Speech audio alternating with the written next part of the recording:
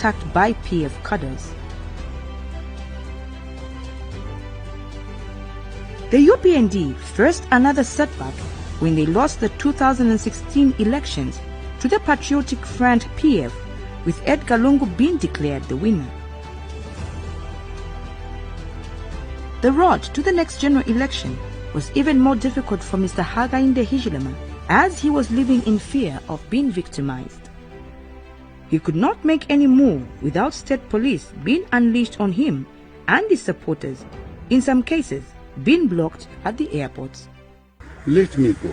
You have detained me here for almost 2 hours now. It's not fair. This is illegal. What you're doing here is illegal. Please allow us to go into town. If you want, get your vehicles, count us here, drive us into town, into some lodge. That's it. But that too is illegal. But if that's what you want to do, do it. I'm not leaving this place. I'm here. You can arrest me. Come in. Take me. I'm available. You've arrested me 15 times already. You can take me instead of a standoff like this. What's happening like this? Mr. Lungu, what's happening? So, what crime are you going to charge me now? Is it commissioner? He's commissioner? Yes. So what crime are you going to charge me? Sir, you are talking, you stopped me from talking. Whilst in the opposition, Mr. Hichilema was arrested several times on different accusations, one of them being treason charge, which made him spend 127 days in prison, a situation which traumatized not only him but his family, friends and supporters. They just wanted to kill my husband.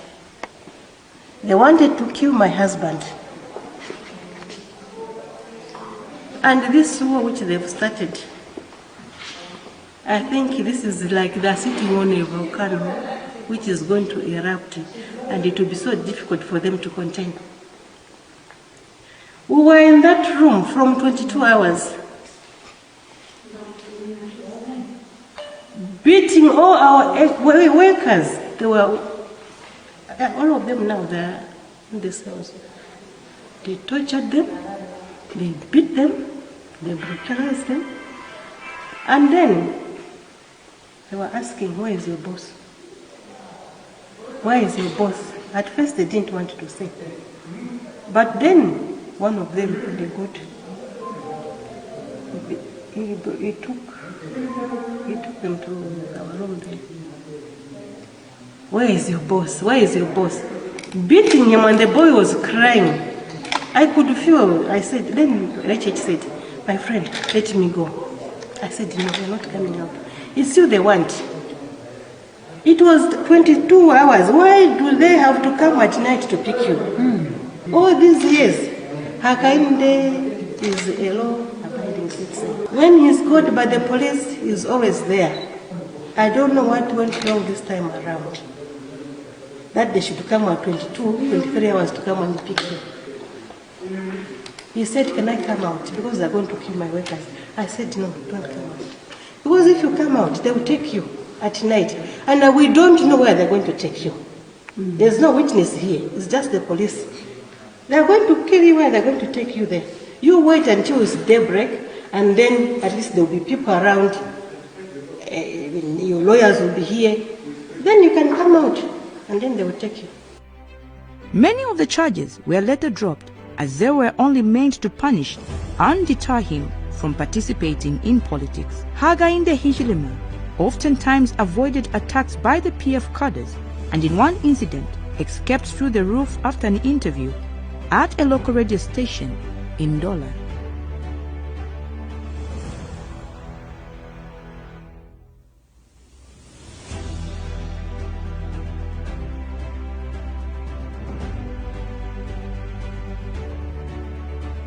Most of the UPND members suffered during the reign of Mr. Edgar Lungu.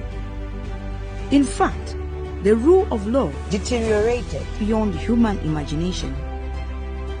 Some people lost their lives at the hands of the then ruling party cadres, while others died out of police brutality.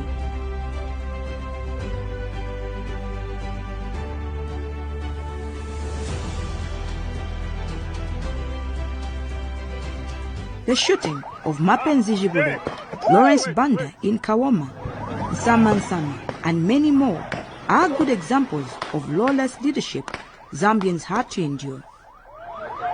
The Sesheke by-elections fracas is another example many people will live to remember with shock.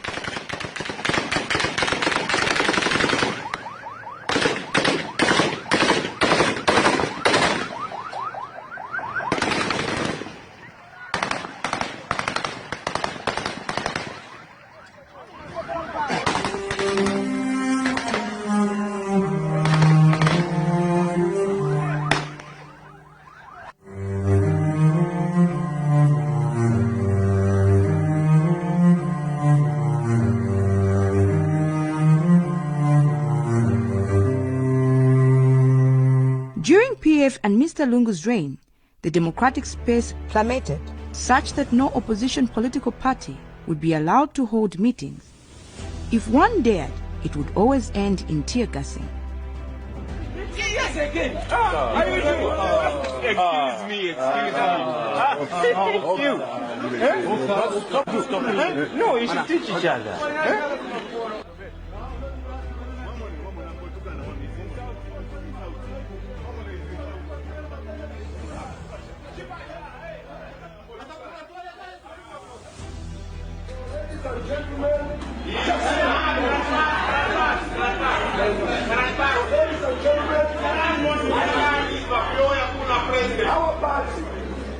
Our party brought democracy to this country.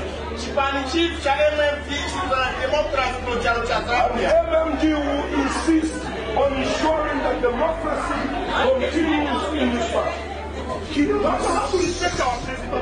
This is a former president. Protect our president. A former president.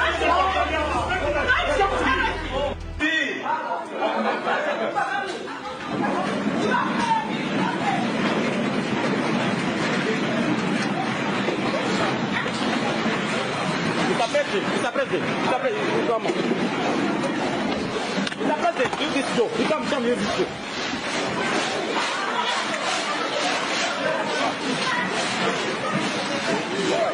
My president. My president. No, come. I'm with my president.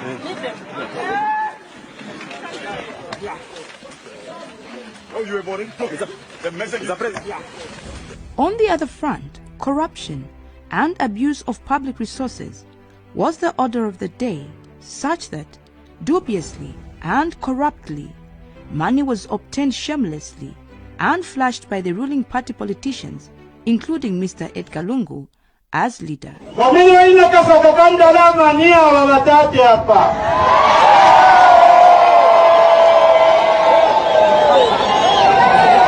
Setting things in motion, on 14th February 2021, at the elective general conference, Mr. Agry was re-elected as UPND party president, and on the 23rd of February 2021, Mutalena Lumangu was appointed as his vice president.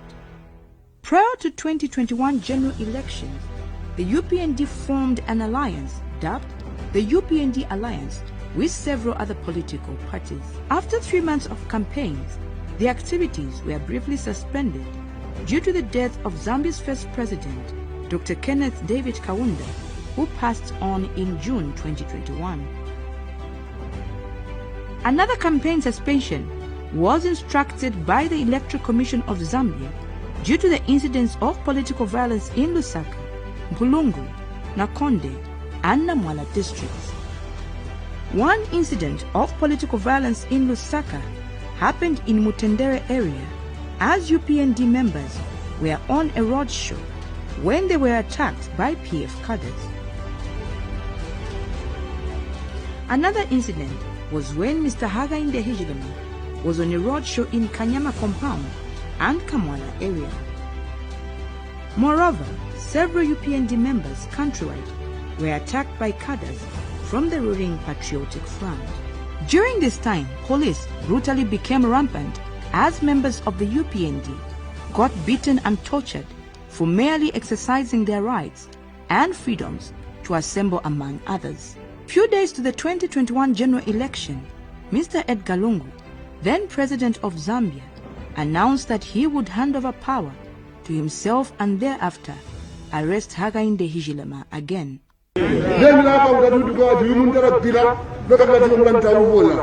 This desire to sell the country's minds back to those people by HH will not be tolerated. It simply means that when I come back after election on the 12th, but no, after 2021. It is important to teach people a lesson, especially in incorrigible. Incorrigible. I will be president until the winner from tomorrow's presidential election is sworn in. I am hopeful and prayerful that I will be the winner so that I hand over the instruments of power to myself. On 12th August 2021, Zambia went to the polls.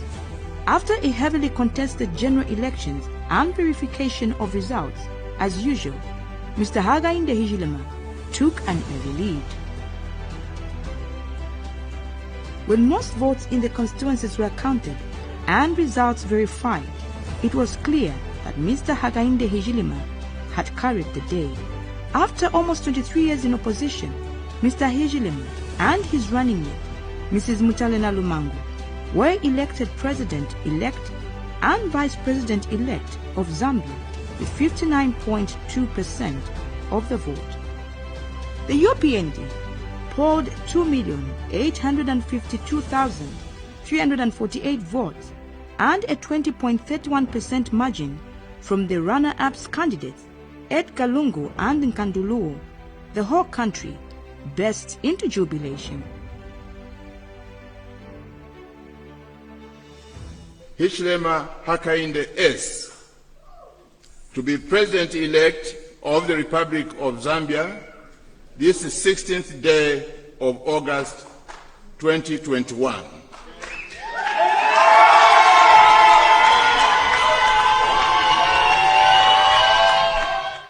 On August 24, 2021, President-elect Hichilema was sworn in as the 7th President of the Republic of Zambia. I,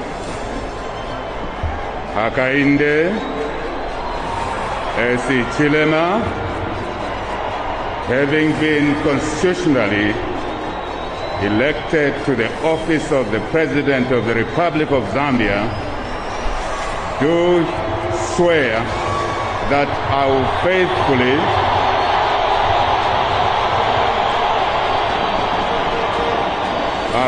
faithfully and diligently discharge my duties and perform the functions in this high office, that I will uphold and maintain the Constitution and the laws of Zambia, and that I will dedicate my abilities to the service and welfare of the people of Zambia without fear, favor, or ill will. So help me God.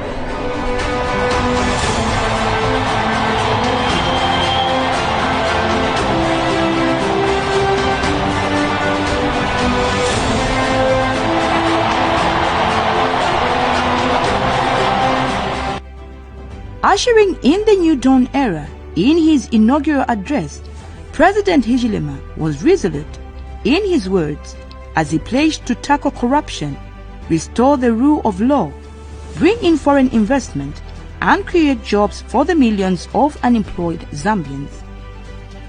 Since forming government, the UPND has managed to bring sanity to Zambia, a country that was once marred with violence and inhuman treatment of political opponents. There is no political violence being exacted on those holding views divergent to government. What we must be saying right now is that there is widening democratic space in this country. So to say there is a shrinking democracy is being unrealistic in real terms. That is being unrealistic, because when something has to shrink, it has to be in a certain state Now, shrink means it was bigger, it is becoming smaller. When you look at the democratic space in this country today, is there anybody who can genuinely stand up and say that space has shrunk? It's being unrealistic. That is a fact on the ground. Sanity in markets and bus stations has been restored. Previously, these spaces were run by the ruling party cadres who illegally collected money from the traders and bus operators for their benefit. Today, the story is different, as traders and owners of businesses in these areas acknowledge the positive changes. Because of cadreism. But apa, how to end of your mutende. Nangu pa station ya pango le pita pa mtendere market. How to end of your wino, takwali kuitumuna pa kwenda. Bantu bonse ba afe chimo chine. Takwa bati uyu ali muchipani to afe chimo chine bonse. As bus drivers, what we really appreciate is the abolishment of cadreisms. It was a big challenge. It used to be a big challenge to drivers because you have to ish out money every time you make a stop to pick up passengers.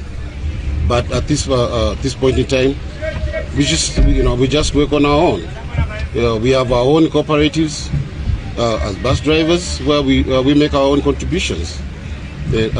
So we just want to appreciate the president and that this spirit of work should continue. And we know he's trying hard, but we want to see more. We want to see more of this positivity. See our president, if he has gone somewhere, when he's coming back, this government, no one will be taken here, going to airport to receive the president, no. By that time it was just being by force. They will catch you, they will beat you, they will throw you into a minibus. Then they will take you to the airport. You have come to look for something to eat, but they disturb your business. On the political front, opposition political parties often struggle to organize meetings to meet their members and mobilize support. There is one on Zambia being in a state of national security or insecurity because people are not allowed to hold meetings. Just let me understand one thing. Don't we have a season when we can start campaigning and gathering and holding public meetings and rallies? Really, Zambia, are you saying we should be campaigning from 2016 to 2021?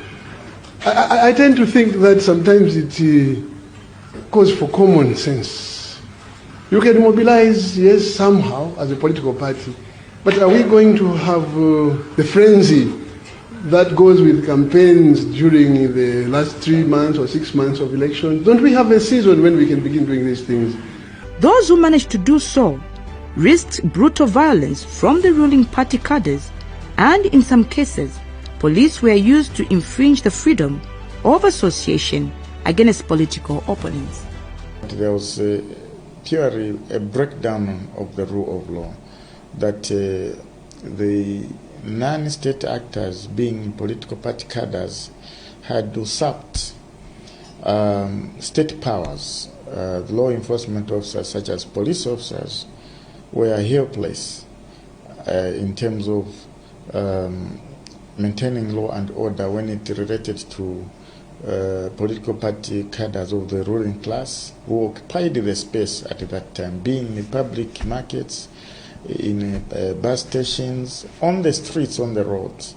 You would only just put a party barrier on the dashboard of the vehicle. No police officer would stop you. With the coming of the UPND government into power, public expectations were high, as most citizens believed that the new Dawn government would offer opportunities for democracy and good governance to flourish. In fulfilling these expectations, the UPND government has eliminated cadreism and political violence. The move has ushered in a new era where members of the public are allowed within the confines of the law to engage freely on various issues of national interest. Well, I'll tell you that Today I can go and have a radio interview at any of these TV stations or radio stations, and I'll not look over my shoulders that somebody is going to come and interrupt our proceedings. I think that is commendable and that should be encouraged. We want to see more of that as opposed to stopping opposition from participating freely in the political activities. So them allowing or stopping their cadres from gouging into radio stations and TV stations, I think is something that is commendable. Over a very long period of time, as civil society and even other stakeholders, we have really, gone to the moon and back, asking successive governments to enact, an access to information law in order to advance the transparency agenda, to advance the accountability agenda, and generally to advance the good governance agenda. I should be able to also, of course, single out, for example, the Minister of Communication. At least he was on record to recognize the statements, for example, made by the church, and be able to say we will reflect or introspect and interact and engage. That will give them credit because in the past, you would hear very senior people rubbishing some of these statements. Let me borrow or lean on the findings of the Afrobarometer survey findings. It showed clearly that about 50 to about 60% of the Zambians believe that there's a marked improvement in terms of rule of law. If you make a comparison of what was happening during the PF government and what is happening in the New Dawn government. When we make comparisons, we can pick out a number of cases. For example, we saw a situation where political party cadres were more powerful than the police service, and they could storm government offices, causing havoc, storm police stations, causing havoc, and they would go scot-free. I think this, to an extent, has been addressed. We are seeing a marked improvement in that score. Political opponents are now free and can meet their members without victimization or indeed intimidation.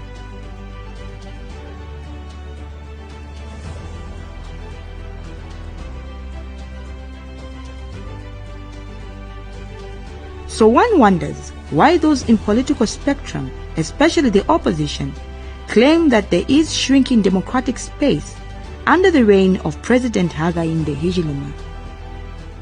Democracy in Zambia is thriving. There is more freedom of speech today. There is more freedom of the media today. There is more freedom of expression today. There is more freedom of association. Today, people are moving freely. The president has gone ahead to insist that when you get arrested, police or any other investigative agency should only arrest if they have done investigations. They have a prima facie case that this matter can end up reasonably in court. Fellow citizens, so quickly,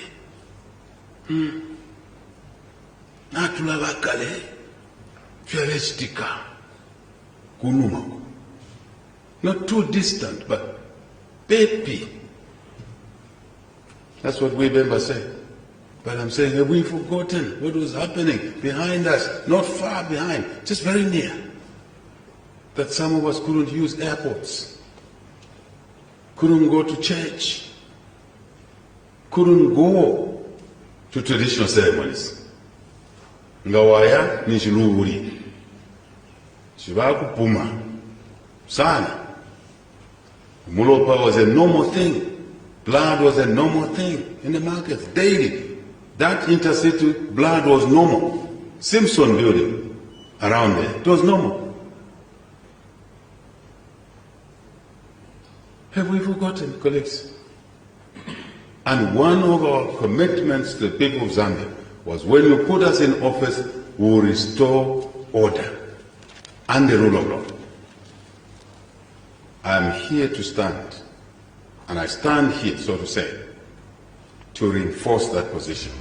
The New Dawn government has done more for Zambia, to the disappointment of naysayers, through its commitment to development, progress, and positive change. With a proper yardstick to measure democracy in Zambia, one would see that the country's democratic space is intact and widening. This is a new dawn indeed.